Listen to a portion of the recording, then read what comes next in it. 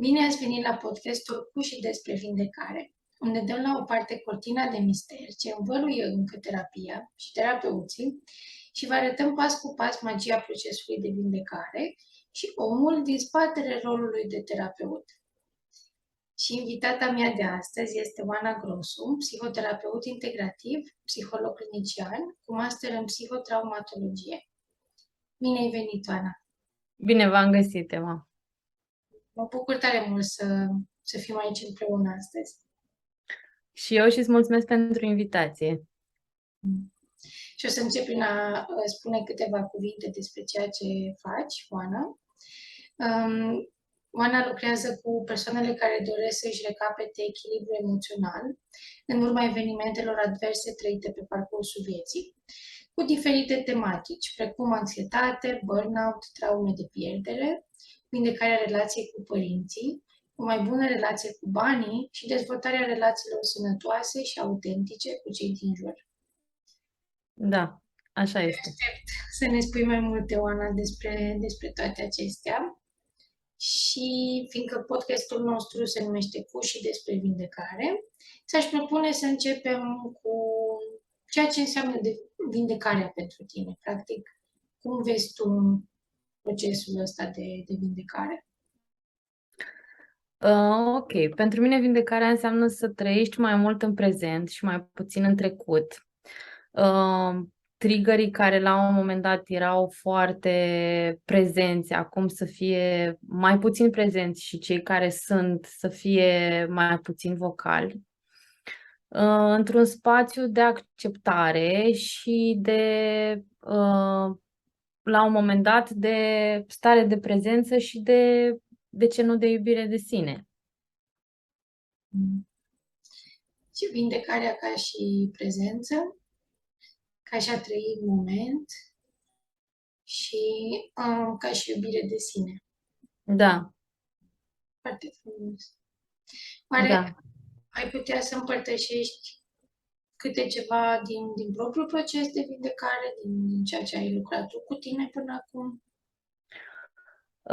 Da, pentru mine vindecarea a însemnat în primul rând să lucrez anumite scenarii care pentru mine se repetau și a fost destul de dureros.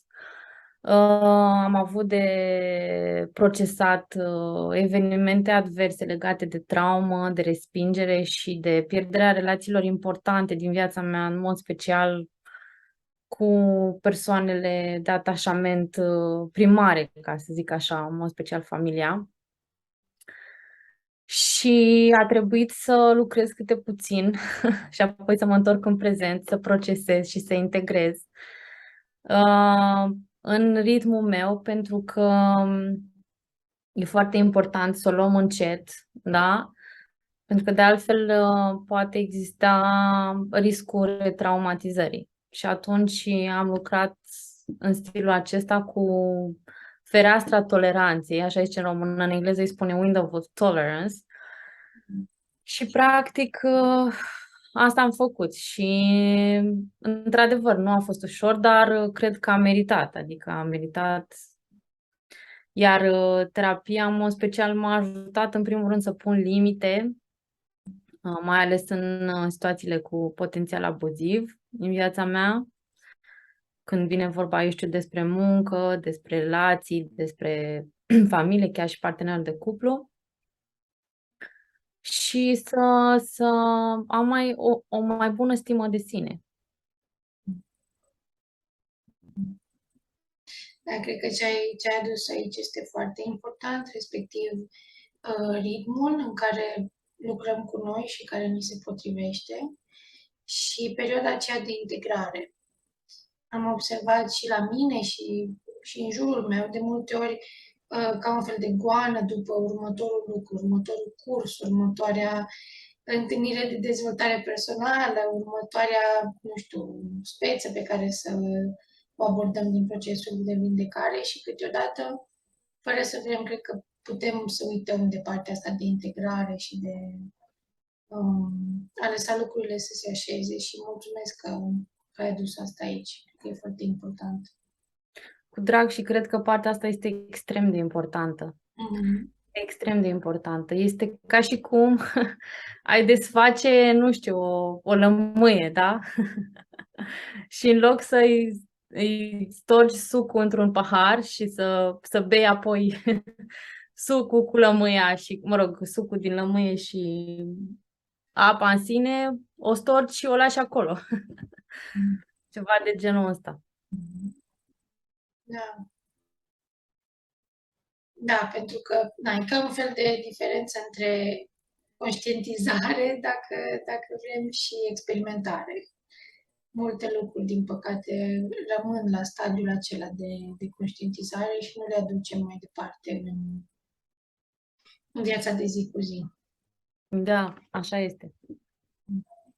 Hai să vedem cum ai știut că rolul acesta de terapeut ți se potrivește. Păi, eu am știut că vreau să devin terapeut din anul 2 de facultate.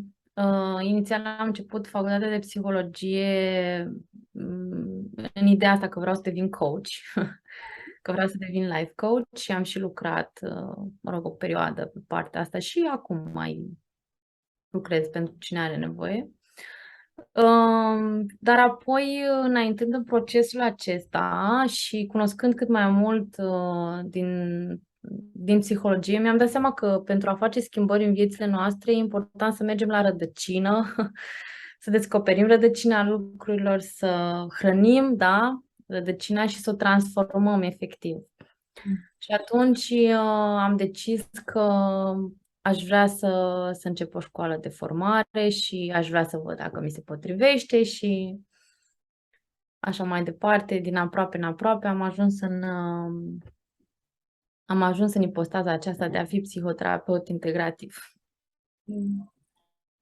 Da, uite, partea asta de psihoterapie integrativă mi e cunoscută. Poate ar fi interesant să ne spui un pic mai multe despre partea asta de traumă cu care lucrezi. Ce e diferit sau ce aduce diferit în proces? Păi, din punct de vedere al teoriei traumei, fiecare dintre noi am trăit la un moment dat o traumă, un eveniment advers, da? Trauma în sine înseamnă ruptură, da? Scindare. Asta înseamnă. Și la nivel emoțional înseamnă că ceva s-a scindat, ceva s-a splitat pentru noi, da? Și psihotraumatologia și accentul pe traumă merge foarte mult la rădăcina lucrurilor. Ce s-a întâmplat, unde s-a întâmplat și ce s-a splitat în interiorul nostru când acele evenimente s-au întâmplat. Și cum putem noi să procesăm lucrurile în așa fel încât să le aducem o notă sănătoasă, să le procesăm, să le perlaborăm. Așa îi spunem în procesul de lucru cu traumă, perlaborare.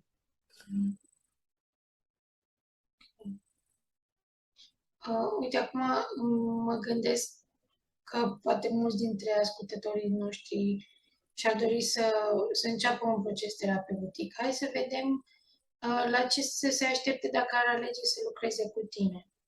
Ce ai putea să le spui despre felul în care decurg ședințele în cabinetul tău?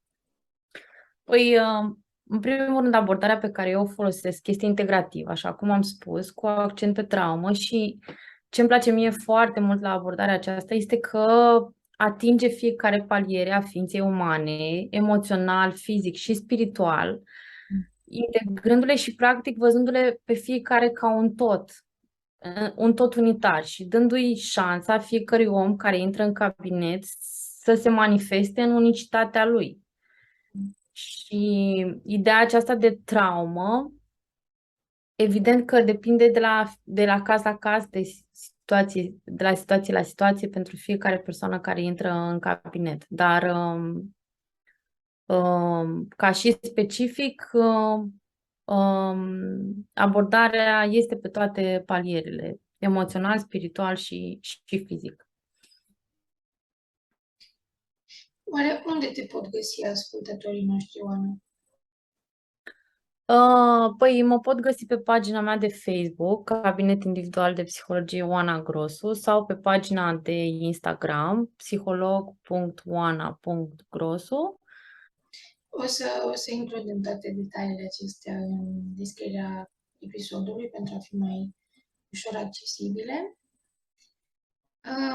Am ajuns și la finalul episodului și vreau să-ți mulțumesc tare mult, Oana, pentru deschiderea ta și pentru timpul acordat acestei discuții. Și vreau să vă mulțumesc și vouă, tuturor celor care ne ascultați, să vă mulțumesc că vă preocupă acest subiect al vindecării și să onorăm împreună prezența voastră aici. Iar dacă vă doriți să interacționați cu Ana, cu mine și cu alți colegi de-ai noștri, vă invităm cu drag în comunitatea vindecătorilor. O să includ de asemenea link-urile necesare acolo.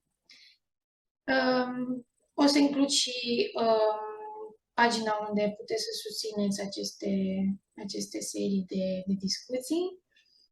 Și încă o dată mă bucur să fim aici împreună și să putem să privim mai de aproape psihoterapia și terapia de toate felurile, practic. Mulțumesc că sunteți aici. Mulțumesc tare mult, Oana, încă o dată. Mulțumesc și eu, Emma.